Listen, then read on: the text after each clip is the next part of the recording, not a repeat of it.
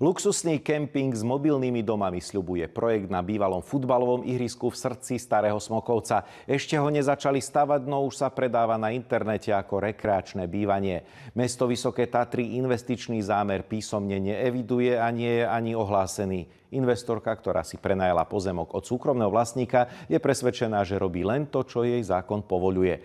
Poslanci sľubujú narýchlo prijať opatrenia.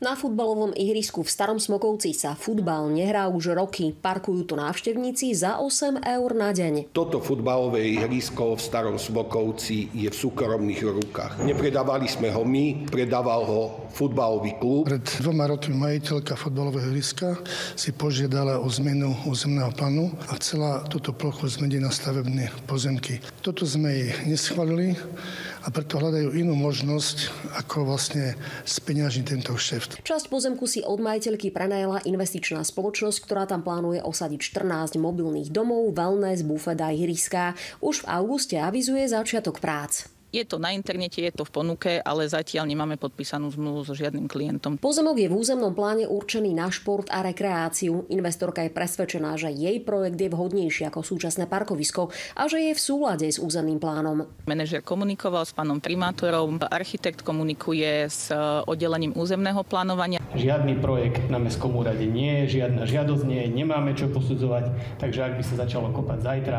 bola by to čierna stavba. Mobilné domy však stavať netreba, stačí ich priviesť na kolesách. Majú evidenčné čísla, sú to teda riadne prihlásené vozidlá a stavebné povolenie na ich osadenie netreba. Sú to v podstate obytné prívesy karavánového typu a daný domček nie je stavbou. Nám tam de facto môže za noc vyrásť kemping a odtiaľ to dostať potom súdnymi ťahaniciami môže trvať aj roky. Podľa súčasnej legislatívy pevne veríme, že to nemá šancu vzniknúť. Každý zákon bohužiaľ sa dá obísť a máme tu rôznych špekulantov. To znamená, že je to obchádzanie zákona?